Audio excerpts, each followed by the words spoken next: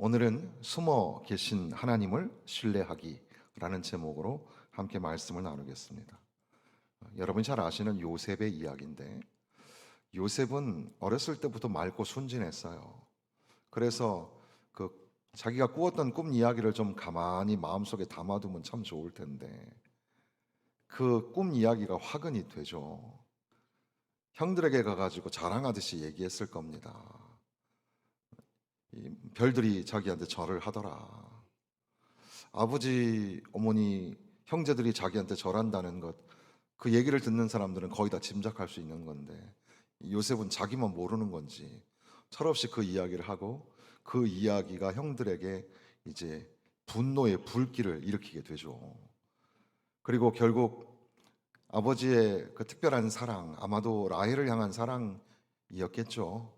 그 사랑이 그 아이에게 있어서 유별나게 또 예쁜 옷을 입히고, 그것 또한 형들의 분노를 샀을 텐데, 어쨌든 형들은 어느 날 이 아이를 죽이려고 하죠.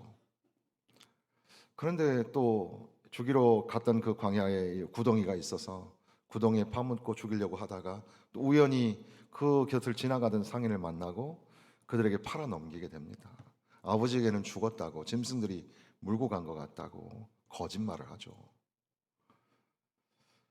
노예로 팔려간 사람은 또 거기에서도 또 우연치도 않게 또 황당한 사건을 경험하게 되고 억울하죠. 억울한 누명을 썼어요. 열심히 그 봉사하고 수고했는데, 그래서 이방 나라지만 거기서 좀 영주권이나 시민권도 좀 얻고 어떻게든 살아야 될 텐데, 억울한 누명을 쓰고 설상가상 이제는 감옥에 가는 신세가 됐습니다. 참 우연이라고 하기에는 참 기구한 운명이 지금 연달아 일어나고 있는 거죠. 감옥에서도 아무도 알아주는 이 없습니다. 아마도 하나님 앞에 기도하는 사람이었겠죠. 그 요셉의 영성에 관하여서는 언급하는 부분이 많지 않습니다. 형들이 그를 죽이려고 할 때 형들에게 애걸하면서 울었던, 나중에 이제 그 형들이 자기들이 지은 죄를 반성하면서 그때 우리가 그 아이의 울음소리에 외면하지 않았는가, 그런 이야기가 잠깐 나오는 거 보면 요셉이 막 울면서 살려달라 했을지 모르겠는데, 그럼에도 불구하고 전체적인 상황 속에서 보면 요셉은 계속해서 하나님 앞에 기도하면서 길이 열리기를, 감옥에서 나갈 수 있기를. 그러나 아무 소식이 없는 것 같던 어느 날에 이 바로가 꿈을 꾸게 되고, 그 꿈을 해석하는 그 특별한 그런 경험을 하게 됩니다. 그리고 또 우연치도 않게 그 감옥에서 나와서 그 바로의 그 용상 앞에 이제 높은 자리에까지 올라갈 수 있는, 요셉에게는 꿈 해석뿐 아니라 그 다음에 그 나라를 어떻게 잘 경제적으로 살려야 하는지 그런 이 전략도 있었고 정책도 있었던 거죠.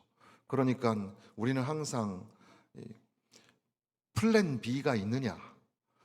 그래서 무조건적으로 비판하거나 비방만 하지 말고, 그런 그 비판 후에 대책이 뭐냐, 어떻게 하면 되겠느냐라는 생각을 갖는 정말 건강한 아이디어와 생각을 가지고 살아야 될 텐데, 요셉은 하나님이 지혜를 주셔서 그 애굽의 땅을 건강하게 만들 수 있는 그런 전략을 가지고 있었고, 그래서 이제는 어느 날 요셉은 아주 높은 자리에 올라가게 됩니다. 그런데 희한하게도 가뭄이 진짜 왔고, 가뭄은 애굽뿐 아니라 주변의 나라에도 영향을 미치는데, 야곱의, 그러니까 아버지죠, 야곱의 자식들이 이제 이 애굽 땅에 와서 이 요셉에게 머리를 조아리고 양식을 구하려고 합니다. 형들의 모습이 세월이 지났지만 그래도 그 친숙한 억양과 표정, 모습은 잊을 수가 없는 거죠. 그것이 바로 가족입니다.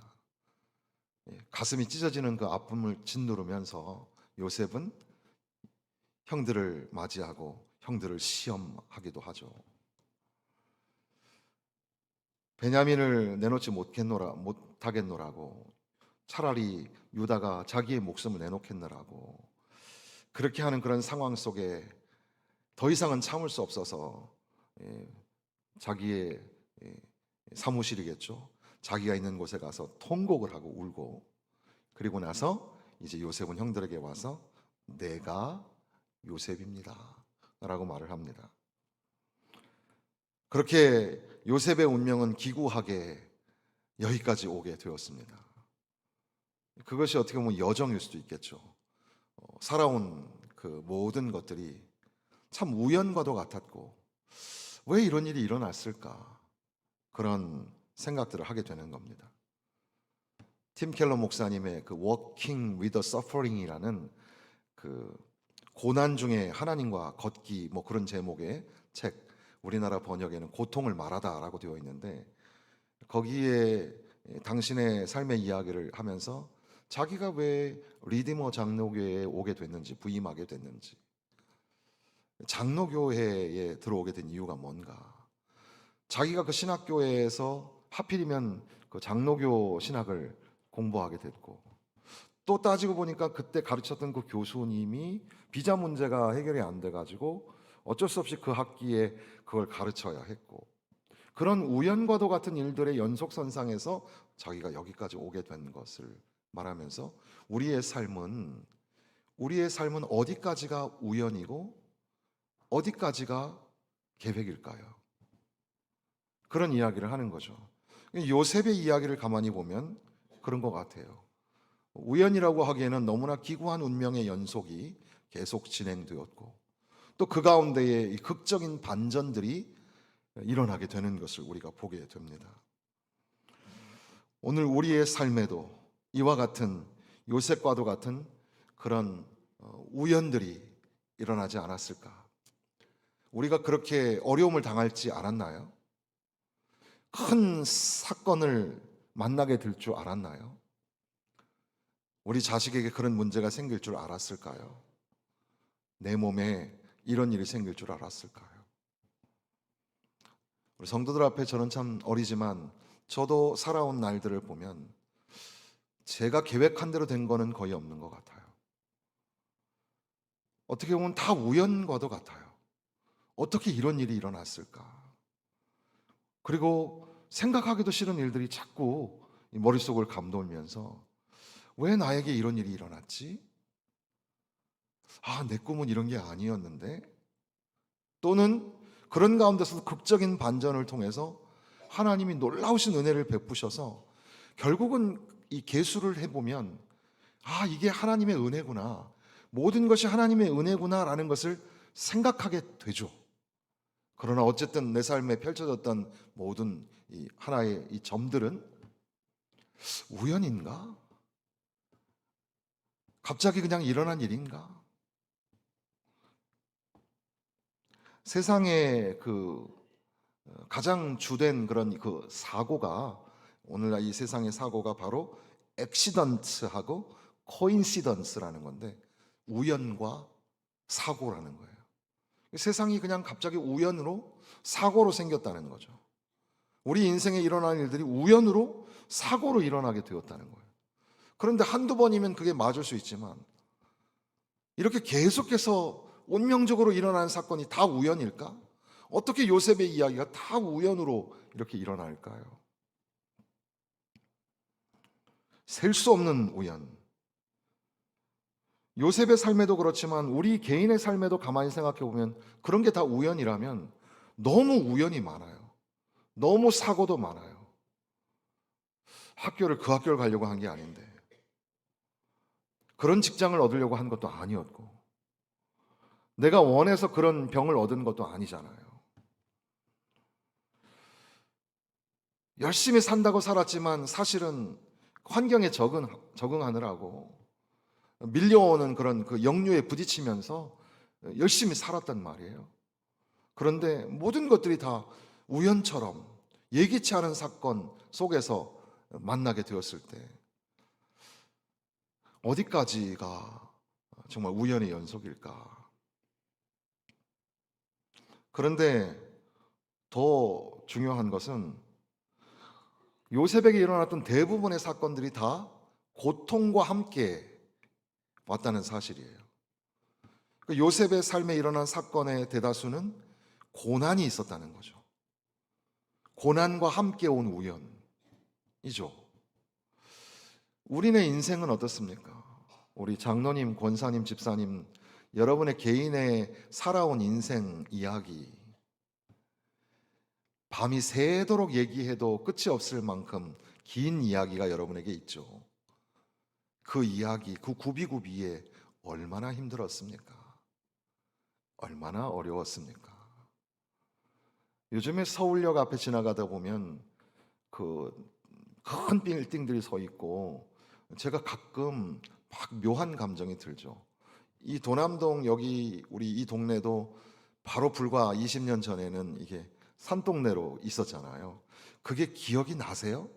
가물가물하지죠, 점점. 제가 어렸을 때 그 학고방 이런데 그 나무 집으로 진 그런 집들, 사당동에 막 그런 집, 그 서울역 길가에 막 정말 막 지저분했던 거기에 살고 거기서 막 이렇게 심부름하고 했던 제 어린 시절을 생각해 보면서 참 너무 많이 바뀌어서 그때의 시간으로 돌아가라 그러면 돌아가고 싶지 않을 만큼 많은 고생이 있었거든요. 순간순간 일어났던 일들이 다 우연처럼 그러나 고난과 고통이 붙어 있는, 고난이 함께하는 그런 우연이 너무나 많이 내 삶에 일어났던 것을 보게 됩니다.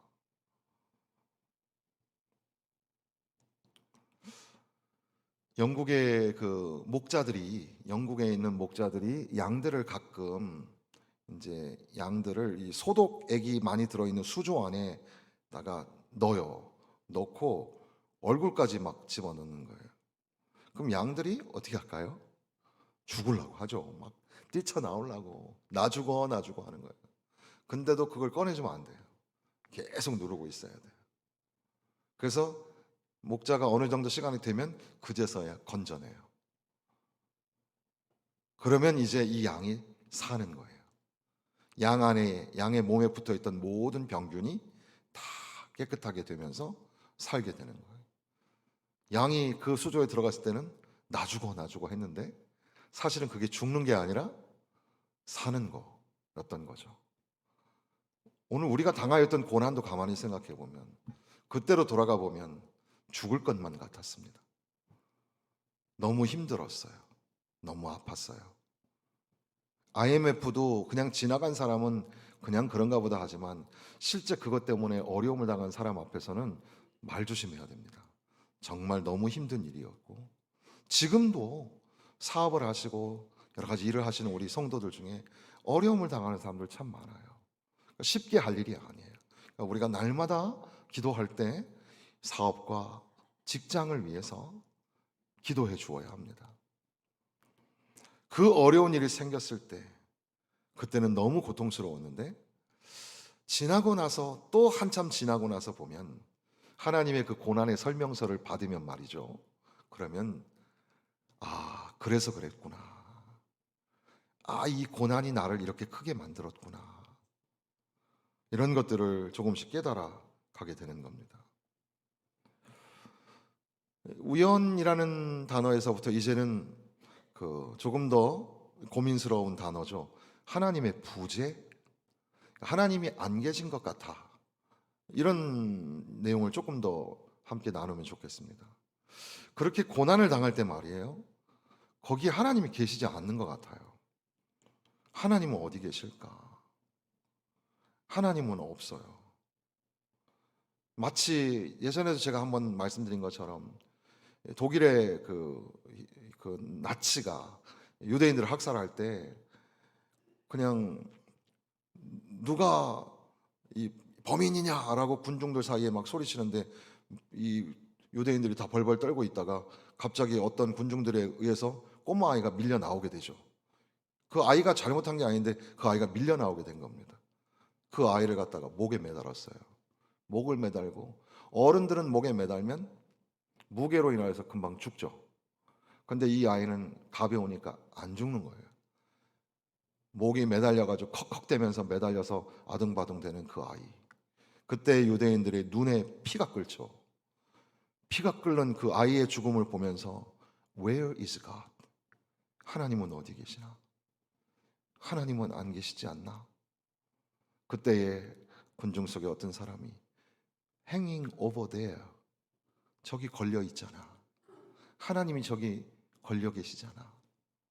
하나님은 어디 계실까? 고난의 자리에 하나님이 계시지 않는 것 같아요. 내가 그렇게 힘들고 어려울 때 하나님은 도대체 어디 계신 거예요?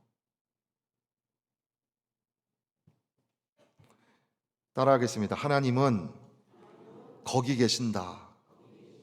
하나님이 거기 계시는 거 믿으시기 바랍니다. 시편 139편에 보면 그런 말씀이 있죠. 내가 하늘에 올라갈지라도 거기 계시며 수월의 내 자리를 펼지라도 거기 계시나이다. 내가 새벽 날개를 치며 바다 끝에 가서 거주할지라도 거기서도 주의 손이 나를 인도하시며 주의 오른손이 나를 붙드시리이다. 거기서도 계신다.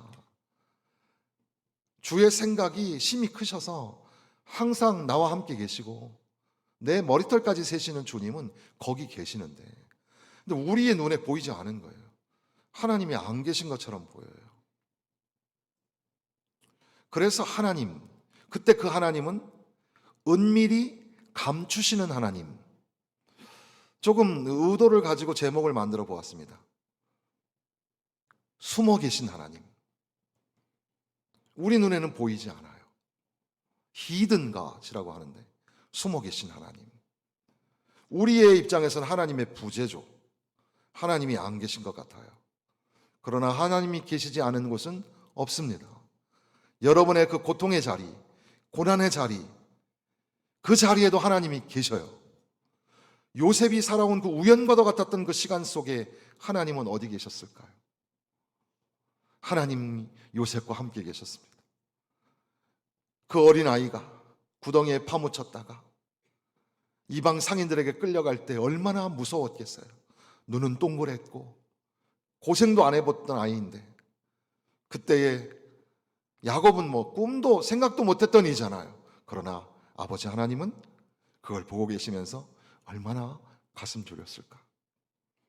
그 아이가 감옥에 들어가서 우락부락하고 험악한 사람들 사이에서 감옥에 갇혔을 때, 억울해서 흐느낄 때 하나님은 흐느끼시지 않았을까요? 내가 다 안다. 내가 다 안다. 하나님은 그 모든 과정 속에 함께 계시고, 하나님이 이제 형제들을 만나는 그 시간까지 기다리게 하셨죠.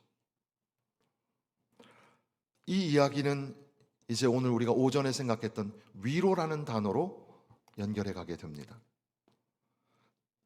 지금 우리가 읽은 말씀에 보니까 마지막 절에 당신들은 두려워하지 마소서, 내가 당신들과 당신들의 자녀를 기르리이다 하고 그들을 간곡한 말로 위로하였더라.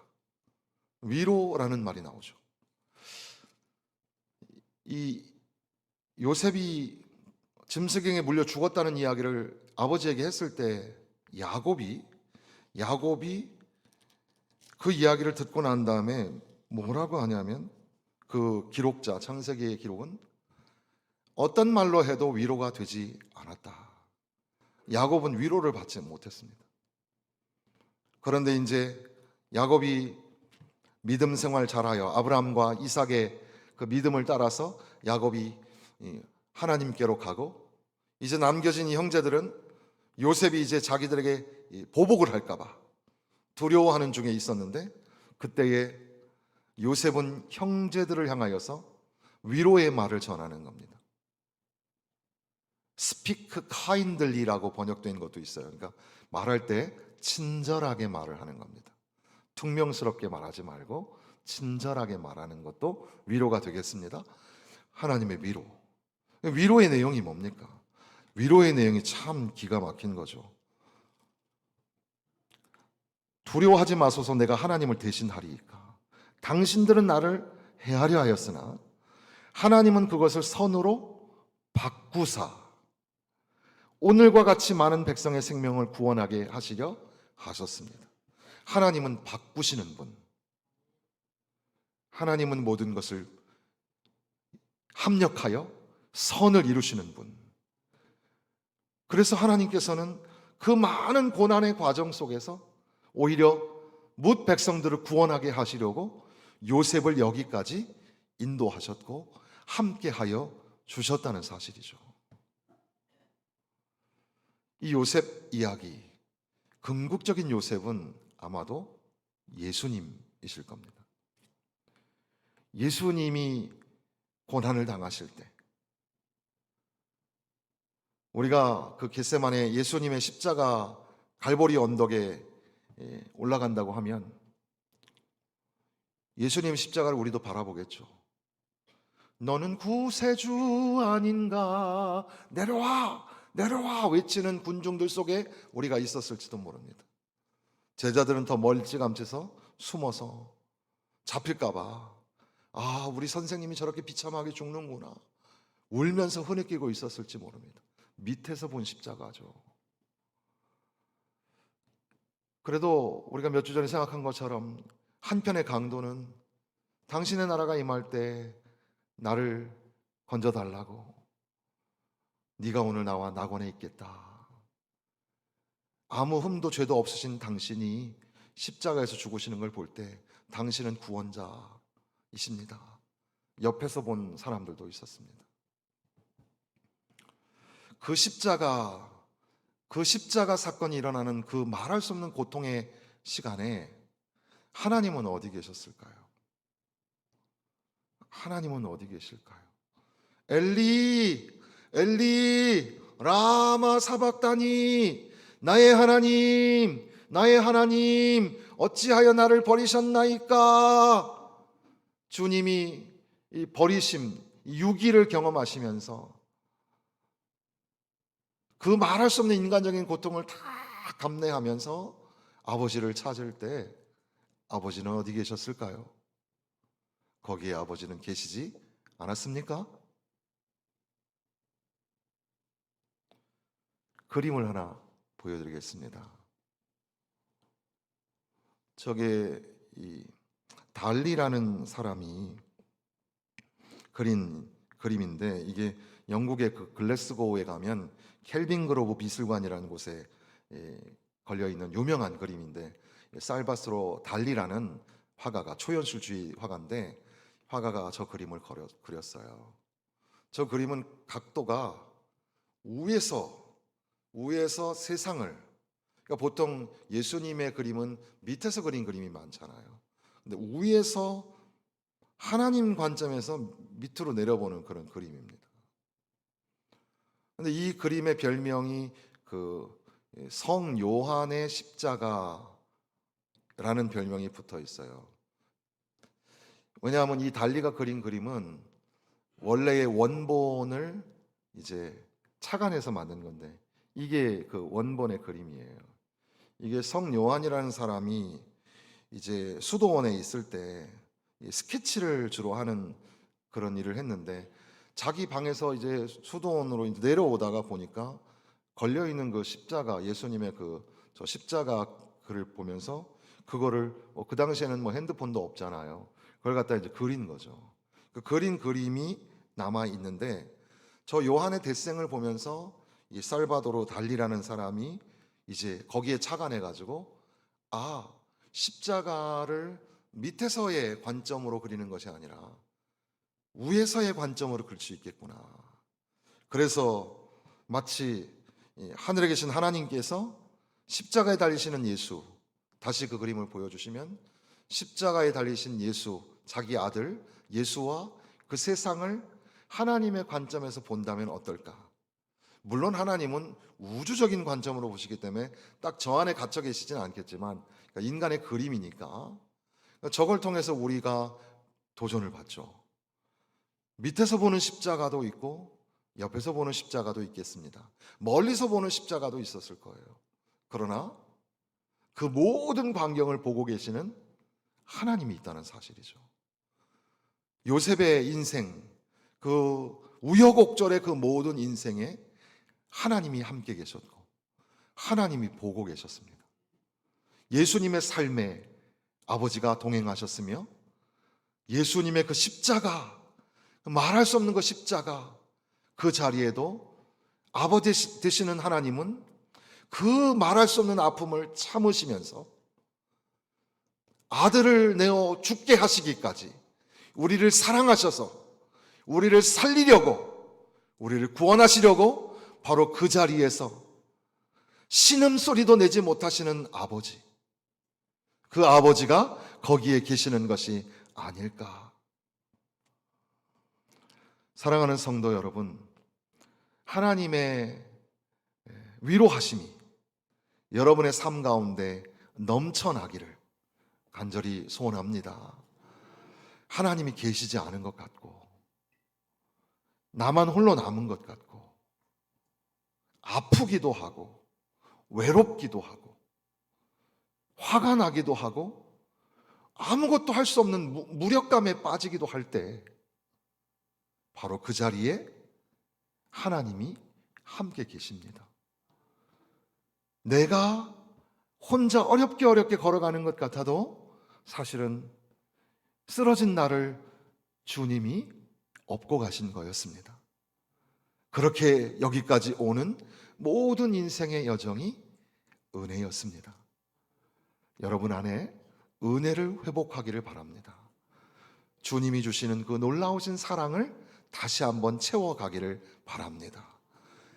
나는 하나님이 계시지 않은 것 같다라는 생각이 들 때마다 오늘 이 요셉의 이야기, 요셉을 뛰어넘는 예수님의 이야기 속에 끝까지 변함없이 함께 하셨던 전능하신 하나님, 그 하나님이 우리 하나님이시고 나의 하나님이 되시는 것을 믿으시고 그 하나님의 위로하심, 그 하나님의 함께하심을 풍성하게 누리시면서 주님의 이름으로 기쁘게 행복하게 사시기를 축원합니다.